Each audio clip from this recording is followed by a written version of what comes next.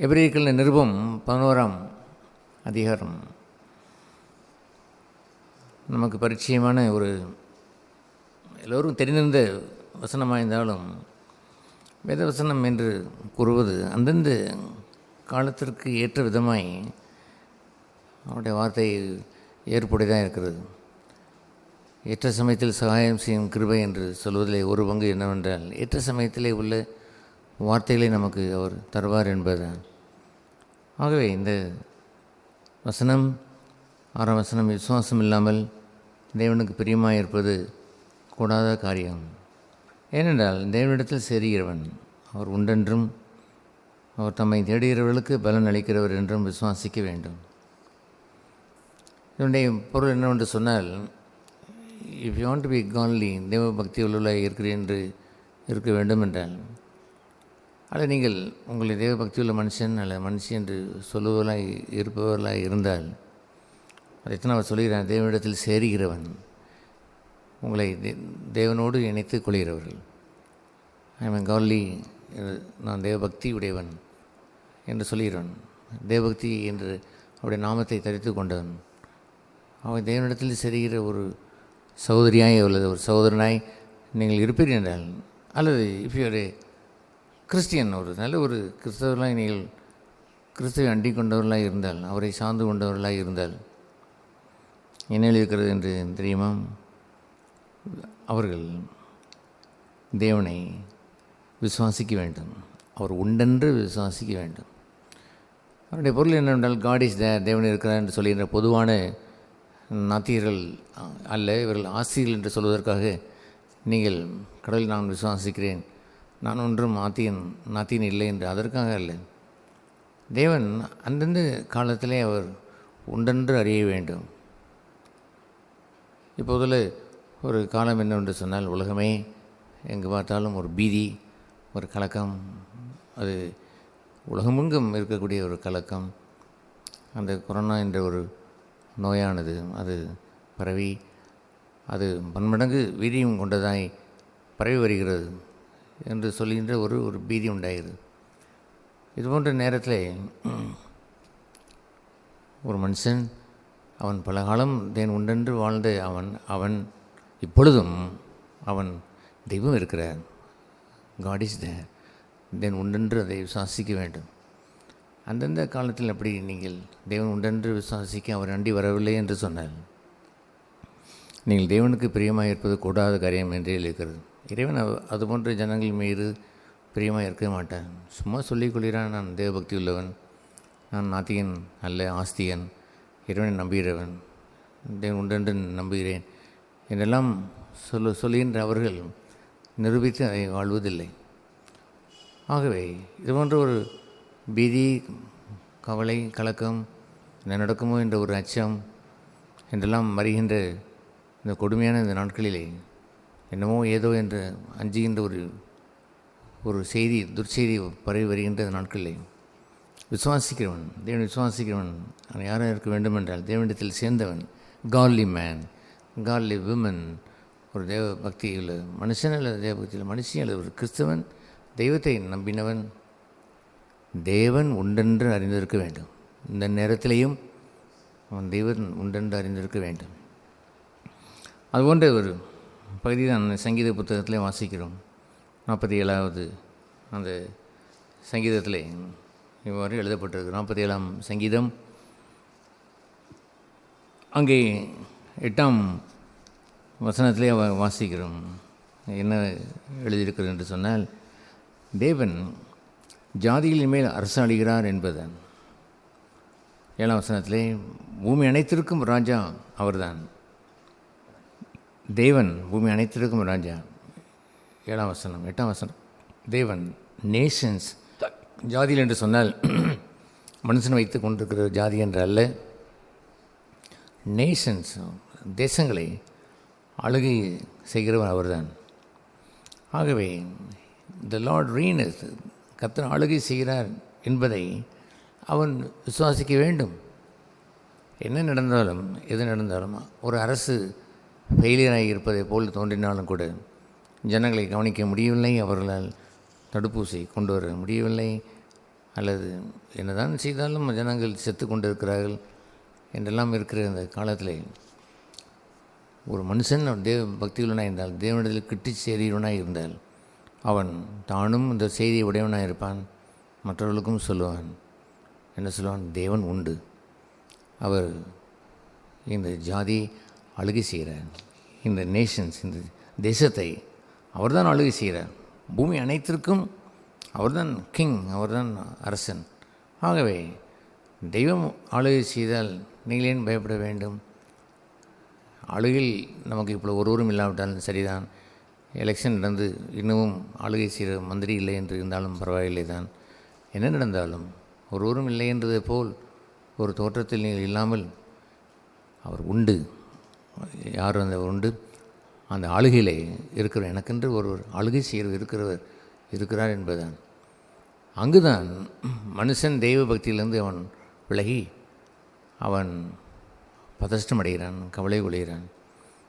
தேவன் எனக்கு உண்டு, என்னை ஆளுகை செய்கிறவர் இருக்கிறார், அவர் பூச்சக்கரத்தை ஆளுகை செய்கிறார், எனக்கு ஒரு ராஜா, அவர் எல்லா தேசங்களுக்கும் அவர் ஆளுகை செய்கிறவர் என்று இருந்தால், அங்கே 46ஆம் அதே முந்தின சங்கீதத்திலே அவர் சொல்லுவார்.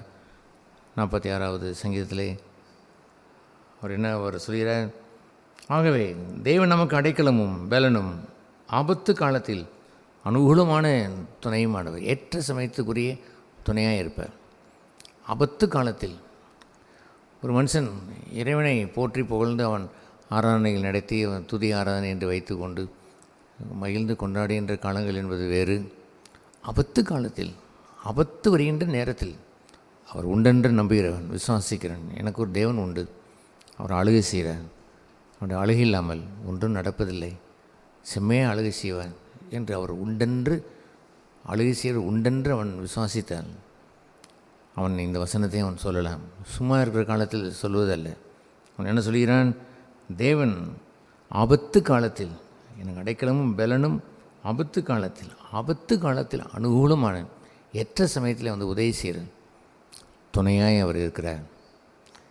அவன் விசுவாசிக்கிற அப்படின்னால் சும்மா விசுவாசிக்கவில்லை என்பதை அடுத்த வசனம் காட்டுகிறது. சும்மா விசுவாசிக்கிறதே போல், எல்லாரும் சொல்வதே போல் கூட்டத்தோடு கூட்டமாக விசுவாசித்தான் என்பது இல்லை. அவன் தனிப்பட்ட வாழ்க்கையிலே, அல்லது அவன் குடும்ப வாழ்க்கையிலே, அல்லது அவன் சபை வாழ்க்கையிலே, அல்லது அவன் ஊழிய வாழ்க்கையிலே. அடுத்த வசனம், பூமி நிலை மாறினாலும், மலைகள் சமுத்திரத்திலே சாய்ந்து போனாலும், அதன் ஜலங்கள் கொந்தளித்து என்றால் ரோரிங், அங்கே பெரிய ஒரு கர்ஜனை கேட்டு ஒரு விரோதங்கள் அங்கே எழும்பி கொந்தளித்தாலும் பொங்கி அதன் பெருக்கினால் பர்வதங்களே அதிர்ந்து போனாலும் நாம் பயப்படுவோம். அல்லேலூயா. இதுதான் தெய்வ பக்திக்குரியவர்களுக்குரிய பங்கு. இவர்கள் தேவன் உண்டென்று எங்கே விசுவாசித்தார்கள்? அவர்கள் பூச்சக்கரத்தை ஆளுகை செய்கிறார், அவர் என்னை ஆளுகை செய்கிற ராஜா. அவர் அந்த அடுத்த அதிகாரத்திலே சொன்னதை போலவே அவர் தேசங்களை ஆளுகை செய்கிறார், தேவன் ஜாதிகளை அல்லது நேஷன்ஸ் அதை ஆளுகை செய்கிறார். ஆகவே நான் தேவனை கிட்டி சேர்ந்திருக்கிற அப்படின்னால், எனக்கு தேவன் உண்டென்று அறிந்திருக்கிற அப்படின்னால், அவரே எனக்கு ஆபத்து காலத்தில் அனுகூலமான துணையாக இருப்பார். எனவே சும்மா நான் சொல்லவில்லை. இனி என்ன நடந்தால் என்ன, அங்கே பூமி நிலை மாறினால் என்ன, அது மலைகள் நடுச்சமத்தில் சாய்ந்து போனால் என்ன, அந்த ஜலங்கள் அப்படி கொந்தளித்து பொங்கி அதன் பெருக்கினால் பருவதங்கள் அதிர்ந்து போனால் என்ன, நாங்கள் பயப்படுவதில்லை. இது போன்ற ஒரு வாழ்க்கையை சும்மா அவன் சொல்லவில்லை என்பதை மறுபடியும் வலியுறுத்தி சொல்கிறான். என்ன வலியுறுத்தி அவர் சொல்கிறார்? அந்த 5வது வசனத்திலே சொல்லுவார், தேவன் அதன் நடுவிலே இருக்கிறார். God is in their midst.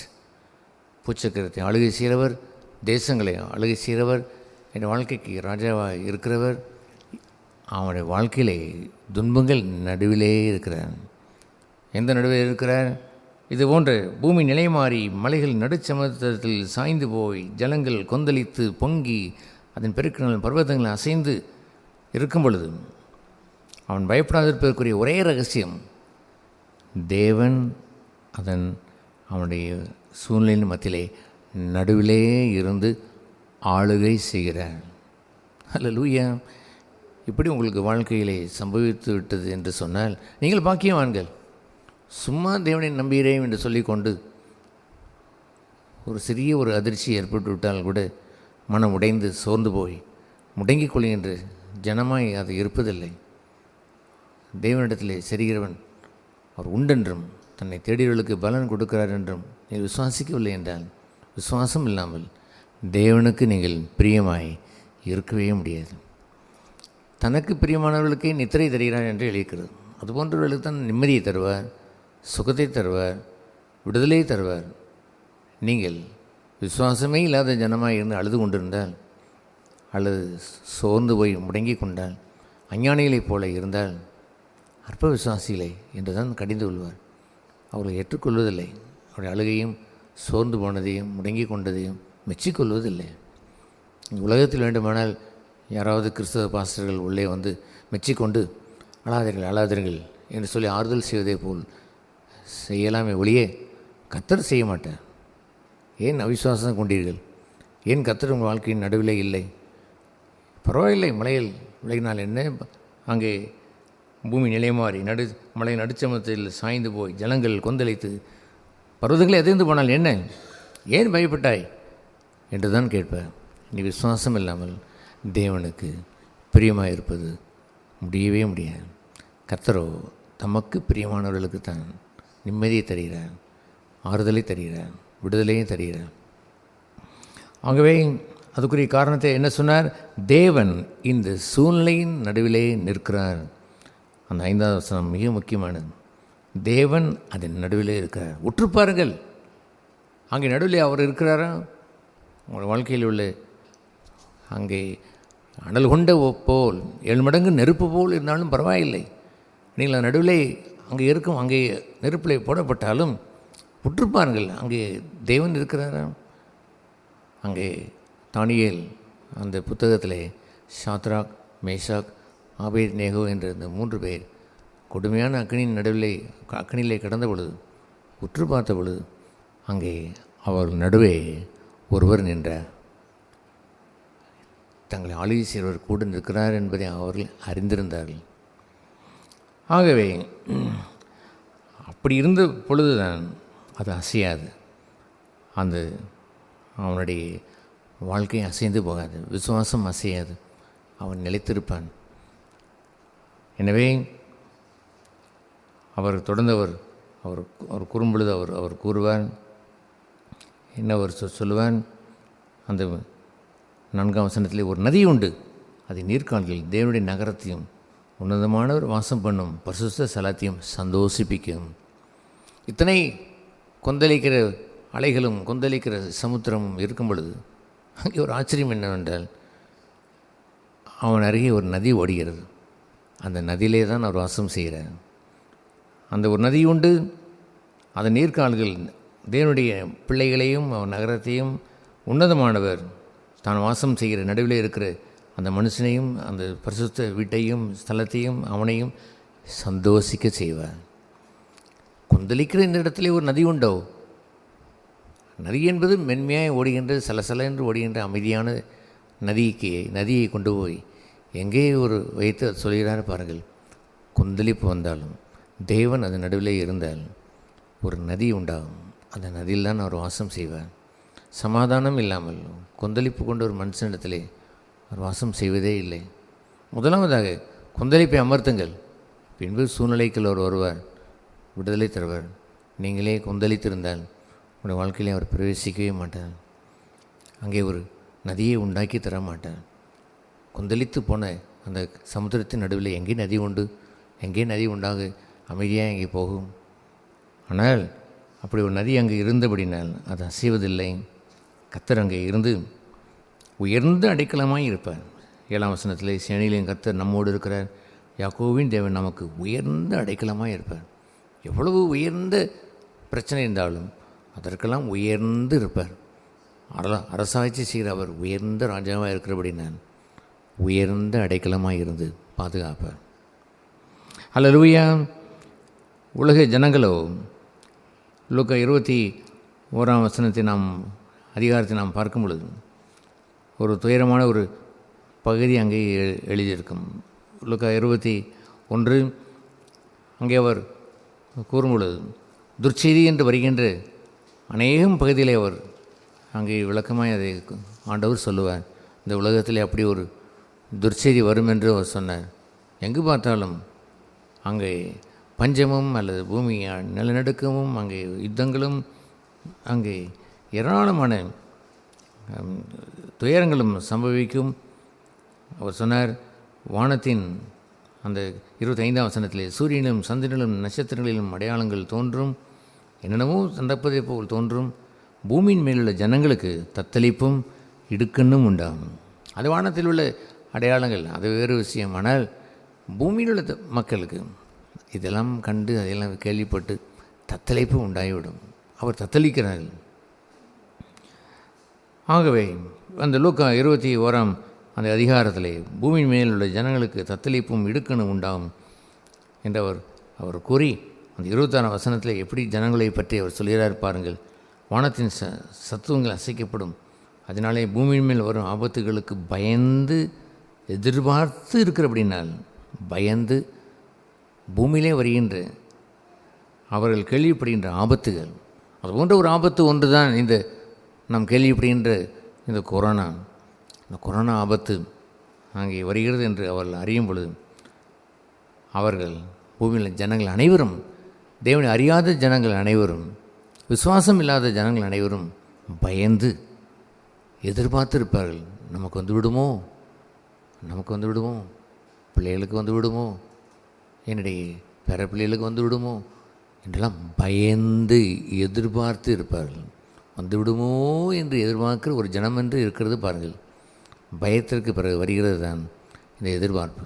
வந்து விடுமோ என்று எதிர்பார்ப்பு. யாரோ ஒருவரை எதிர்பார்த்திருக்கிறோம் என்று சொன்னால் அவர் வந்தவுடன் சந்தோஷம் அடைவதை போலவே நீ எதிர்பார்த்தது சம்பவித்து தான் தீரும். எதை எதிர்பார்த்தீர்களோ வந்துவிடும். பயம் அடுத்த ஸ்டெப் என்னவென்றால் எதிர்பார்க்கிற நிலை வந்துவிடுமோ என்ற நிலை, வந்துவிடுமோ என்ற அச்சம். அதுபோன்ற ஒரு அச்சத்தை ஒரு மெய்யான தேவன் உண்டென்று விசுவாசிக்கிறவன், தேவனிடத்திலே கிட்டி சேர்ந்தவன், அவன் புறம்பே தள்ளுவான். அந்த அச்சத்தை புறம்பே தள்ளுவான். அவன் பயப்படாதிருப்பான். சங்கீதத்தில் வாசித்ததை போல் என்ன நடந்தாலும் அவனுக்குள் பயம் இருப்பதில்லை. பயம் வந்துவிட்டால் அடுத்ததாக என்ன நடக்குமோ என்ற எதிர்பார்ப்பு உண்டாகிவிடும். ஆகவே பூமியின் மேலுள்ள இன்றுள்ள ஜனங்களுடைய ஆபத்து என்னவென்று சொன்னால் கொரோனா ஆபத்து என்று இல்லை. அதை கேள்விப்பட்டார்கள், சரிதான். அவர்களோ பயந்தார்கள். பின்பு அவர்கள் பயந்து எதிர்பார்த்து இருந்தார்கள். நமக்கு வந்துவிடுமோ என்ற எதிர்பார்ப்பு. தூக்கத்தில் கூட கலங்குகிறார்கள், தூக்கத்தில் கூட புலம்புவார்கள். அவர்களுக்கு ஒரு அச்சம் அவர்களே அறியாமல் உறங்கிக் கொண்டிருக்கிற நேரத்தில் பொங்கி வந்து தட்டிவிடும். ஏனென்றால் பயந்து நடக்குமோ என்று, இது நடந்துவிடுமோ என்று எதிர்பார்ப்போடு அவள் இருக்கிறபடினால் அவளுடைய இருதயம் சோர்ந்து போகும் என்று எழுதிக்கிறது. மனுஷனுடைய இருதயம் சோர்ந்து போகும். இதை கேட்குற அன்பான சகோதர சகோதரிகளே, நீங்கள் தெய்வத்தை அண்டி வாழ்கின்ற ஒரு வாழ்க்கையை நீங்கள் வாழ்கிறவர்களாக இருந்தால், முதலாவது பயம் இருக்கக்கூடாது. இரண்டாவது, பயத்தை நீங்கள் உடையவர்களாக இருந்து அந்த பயம் எதிர்பார்ப்பை கொண்டு வந்துவிடக்கூடாது. நடந்துவிடுமோ என்ற அச்சத்தை, நடந்துவிடும் என்ற எதிர்பார்ப்பை உங்களுக்கு உருவாக்கிவிடக்கூடாது. மூன்றாவது, உங்களுடைய இருதயம் அதன் நிமித்தம் சோர்ந்து போய்விடும். மனுஷனுடைய இருதயம் விலையேற பெற்றது. நீங்கள் கோடி ரூபாயை நீங்கள் கொட்டி வைத்திருந்தாலும் உங்களுடைய இருதயத்தை நீங்கள் சோர்வில்லாமல் பாதுகாத்து கொள்ள முடியவே முடியாது. சோர்வில்லாமல் பாதுகாத்து கொள்ள வேண்டும் என்றால் தேவனை விசுவாசிக்க வேண்டும். அவர் உண்டென்று விசுவாசிக்க வேண்டும். இந்த சூழ்நிலையிலேயும் அவர் என் நடுவே இருக்கிறார் என்று விசுவாசிக்க வேண்டும். அவர் பூச்சக்கரத்தை ஆளுகை செய்கிறார், என்னையும் ஆளுகை செய்கிறார் என்று விசுவாசித்திருக்க வேண்டும். இத்தனை நடந்து கொண்டிருக்கிற இந்த சூழ்நிலையிலேயும் அவர் அங்கே இருக்கிறார், அங்கே ஆளுகை செய்கிறார், உயர்ந்தவராக இருக்கிறார். யாக்கோபின் தேவன் உயர்ந்த அடைக்கலமானவர் என்று உயர்ந்த இடத்துல வைத்து நீங்கள் வைத்திருந்தால் இந்த 3 சோகங்கள் ஏற்படாது. முதலாவது பயம், தான் பயந்து நேர்ந்துவிடும் என்று எதிர்பார்த்திருக்கக்கூடிய ஒரு அடுத்த வழியை உண்டாக்குகிற ஒரு கேவலம் பயந்து எதிர்பார்த்து இருக்கிற அந்த பகுதியில் முதலாவது நுழைவது சோர்வு. மனச்சோர்வை உண்டாக்கி மடிந்து போகிறார்கள். மனச்சோர்வு என்று சொல்வது மனுஷன் உருவாக்கி கொண்டுதான், தெய்வம் கொடுப்பதில்லை. மனுஷன் அந்த மனச்சோர்வை உடையவனாய் மாறி மடிந்து விழுந்து விடுகிறான். சோர்வினால் அவன் கீழே விழுகிறான். இது கேட்கின்ற அன்பான சகோதர சகோதரிகளே, நீங்கள் ஆராய்ந்தாலும் குறிப்பாய் தேவனை நம்புகிறவர்களாக இருந்தால் இந்த பகுதி உண்டோ என்று பாருங்கள். கொரோனாவை பார்க்காதீர்கள், அது வரும் போகும், என்னவென்றெல்லாம் செய்துவிட்டு போகட்டும், அது பற்றி அச்சமில்லை. நீங்கள் இந்த பகுதியை பாருங்கள். கொரோனாவை விட மோசமானது இந்த மனச்சோர்வு தான். மனச்சோர்வு எங்கே உண்டாகிறதோ அவன் எதிர்பார்த்தது வரும். எதிர்பார்ப்பு எங்கே இருக்கிறதோ அங்கே பயம் இருக்கத்தான் செய்யும். அங்கே உள்ளே வருவான், உங்களை பிடித்து கொள்வான். பலகீனமான அந்த இருதயத்தை பிடித்து கொள்வான். இதை கேட்க நன்பான சகோதர சகோதரிகளே, இந்த அற்புதமான இந்த தெய்வத்தை நம்பி வாழ்கின்ற விசுவாசத்தை நம்மள ஒருவராயிலும் நாம் விட்டுவிடக்கூடாது. இங்கே கூடியிருக்கிற நீங்கள் மாத்திரமல்ல, இந்த செய்தியை கேட்கின்ற இந்த கூடல் நகரில் உள்ள இதை கேட்கிற பக்கத்தில் உள்ள தெருவில் கேட்கிறவர்கள், நம்முடைய வீதியிலே உள்ள வீடுகளிலே கேட்கிறவர்கள், அஞ்சாதீர்கள், பயப்படாதீர்கள். பயத்தை என்னுடைய புய பலத்தினாலோ பணத்தினாலோ அகற்றிவிட இயலாது. பயத்தை போக்குவதெல்லாம் விசுவாசம்தான். விசுவாசம் உடையவன் பயப்பட மாட்டான், எதற்கும் பயப்பட மாட்டான். அவன் பயந்து இது வந்துவிடுமோ என்று எதிர்பார்த்திருக்க மாட்டான். பின்பு அவன் சோர்வடைந்து போகிற இடத்திற்கு, அந்த பொல்லாத இடத்திற்கு சென்று விட மாட்டான். நீங்கள் தேவன் உண்டென்று விசுவாசிக்கிற வாழ்க்கையுடையெல்லாம் இருந்தால் தன்னை கிட்டிச் செறிகிற யாவருக்கும் பலன் அளிப்பார். என்ன பலன் அளிப்பார்? தெய்வம் தீய பலனை அளிப்பார், தெய்வம் கெட்ட பலனை அளிப்பார், நல்ல பலனைத்தான் தருவார். சீரும் சிறப்பாக உங்களை பாதுகாப்பார், ஒன்றும் சேதமடையாதபடி காப்பார். அவர் எப்படி காப்பார் என்பதை வேதம் பலவேறு ரூபத்திலே அழகாக எழுதியிருக்கிறது. அதெல்லாம் தியானிக்க தியானிக்க ஒரு மனுஷனுடைய இருதயம் தெய்வத்தை நம்புகிற வாழ்க்கையிலையும் பலப்படும். அது ஒன்று என்னவென்றால், உங்கள் தலையிலுள்ள ஒரு முடி கூட கீழே விழாது. அப்படி அவர் உங்களை பாதுகாத்து தன்னை தேடியவர்களுக்கு கண்டிப்பாக பலன் அளிப்பார். அதுபோன்ற நிறுவனத்தை வாழ்ந்து காட்டுகிறவன் தான் உத்தமமாய் தேவனை நம்பி வாழ்கிறவன். உத்தமமான ஏத்தியஸ்ட் அல்லது அவன் உத்தமமான நாத்தியன், அவனுக்கு கர்த்தர் உண்டென்று அறிகிற அவன் அறிந்தவன், தேவன் உண்டென்று விசுவாசித்தவன். அதுபோன்ற வாழ்க்கை, சிறும் சிறப்பான வாழ்க்கையை நாம் எல்லோரும் பெற்றிருந்து நமக்குள்ளும் குடும்பத்திற்குள்ளும் நம்முடைய சபைக்குள்ளும் இந்த உலகம் எதிர்பார்த்து இருக்கிறதை போல் வழிவகுத்து விடாதீர்கள். அது சோர்வை கொண்டு வந்து ஆட்டிப்படைக்க விட்டு விடாதீர்கள். இந்த தெருவில் உள்ள மக்கள் எல்லாம் இந்த சுவிசேஷத்தை கேட்டு இரட்சக பெருமான் இயேசுவை விசுவாசித்து அவரை அண்டி வாழ்ந்து விட்டார்கள் என்று சொன்னால் அப்படி ஒரு ஆசீர்வாதத்தை அவர்களுக்கு தருவார். ஜெபம் செய்ய கடவோம். பரலோக பிதாவே, இந்த மாலை வேளையிலும் உம்முடைய திரு செய்தி கேட்டு தெய்வ வசனம் பொய்யுரைப்பதில்லை, அதை கேட்டு விசுவாசிக்கிற யாவரையும் ஆஸ்வதிப்பிறாங்க.